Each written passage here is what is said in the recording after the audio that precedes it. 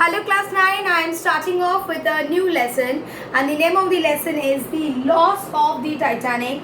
This you will find in your Ready and Reader book, page number 149. So let's start with today's chapter. Of the 1,000 pictures retained in my mind of the tragic night when the Titanic was lost, the first that recurs is of a man stooping as he unlaced his boots.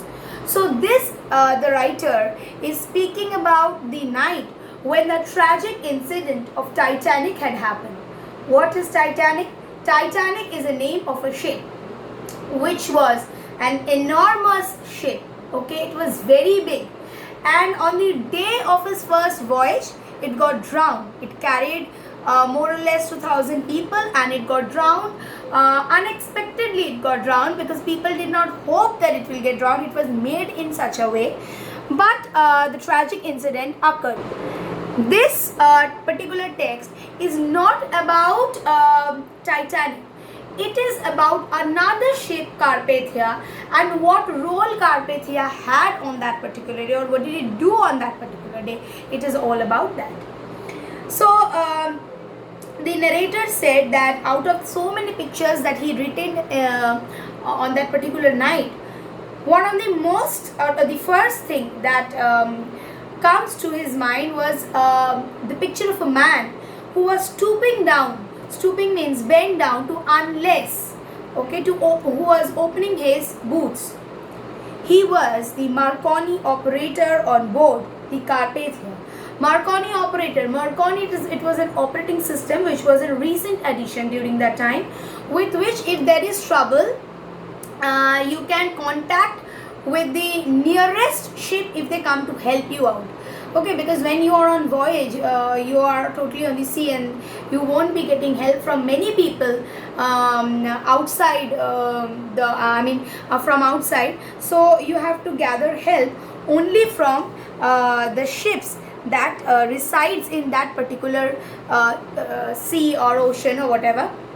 So that was the Marconi thing, and the Marconi operator, he was on board. And if that officer had not been keen on his job, ignoring the regulation time to knock off many of the 700 odd lives we were able to save that night, might have been added to the appalling list of the dead that marks the disaster as the greatest in maritime history. So had he been very keen that, okay, my duty hours is till 12 o'clock, I will be working till 12 o'clock. If it would be so, then many of them would be killed, because this Marconi operator, he worked more than his expected hours. When it was 12 has passed out and he was still working, and then the news had come. So if he would be if he would think that I would work only on what my hours are determined, then maybe he wouldn't be able to get any calls from the Marconi system. But since he was extremely dutiful, he kept on doing his duty even after his expected hours. There are many lives which got saved. In those days, wireless was but a recent addition to the equipment of ships at sea.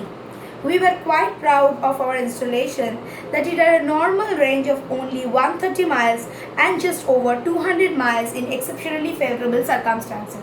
So they had 130 miles. Okay, this was they mainly had, and for exceptional cases they could contact people even at a range of 200 miles, and we carried only one operator. So the Carpathia, it had only one operator, because it is telling you that it was a recent edition, so not many people were technologically fit for that. This man should have finished duty at midnight, yet here was 12:30 and he was still listening in. but he was on the very point of retiring. So this man, he has finished his duty at midnight. Yet it was like 12:30 and he was still, listening to if he gets any news. But he was the very point of retiring and he was about to retire.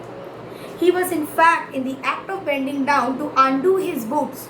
So in order to sleep, what do? First you open up your shoes, then you go to bed. So he was also opening up his boots in order to go to bed. When the dangerous, with some bad news, that call had come, for in his interest, he still retained the phones upon his ears. He kept the phone still on his ears and he was undressing his boots. SOS. SOS means save our souls. Titanic calling.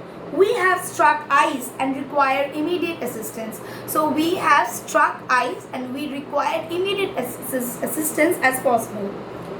One can imagine him jerking upright. He just got upright because he has to be in action. The alarm growing in his mind, though to be sure in those first minutes none of us permitted our fears. Okay, so our fears to embrace so devastating an accident and it was just trying to prove. So we could understand what it would be like for such a devastating accident that had occurred. But it was the Titanic. It was a mammoth ship, proudful in her size, power, carrying over 2,000 souls and making her maiden voyage from England to America. So it was a proud ship and it had a maiden voyage for America. That was sufficient to impress on the operator the magnitude of the danger. Throwing the earphones to the table. So he just threw the earphones to the table because he has to go for immediate assistance. He raced to the first officer who was on watch at that time. So there was an officer who was at watch. So he went first to him in order to inform him.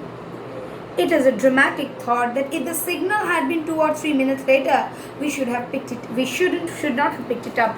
If it would be 2 or 3 minutes later, then maybe the information wouldn't be delivered because he would have kept, the call and he was about to sleep. The news was at once brought to me. Curious how troubled things stamp themselves on the mind in the moments of crisis. I can remember my door opening, the door near the head of my bunk, which communicated with the chart room. I had but recently turned in and was not asleep. So here, our narrator is Sir Arthur H. Rostron, who was at that time the commander of the ship, Carpathia.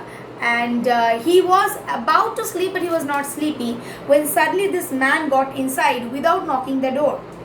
And if you are very little drowsy and someone knocks you down, you would be also a little bit, disturbed. And he said, "Who the dickens in this tricky beggar coming into my cabin? Who is it who just came into my cabin without knocking?" So I'll just keep it for this part. In my next part, I should continue with the next portion of the same text. Thank you.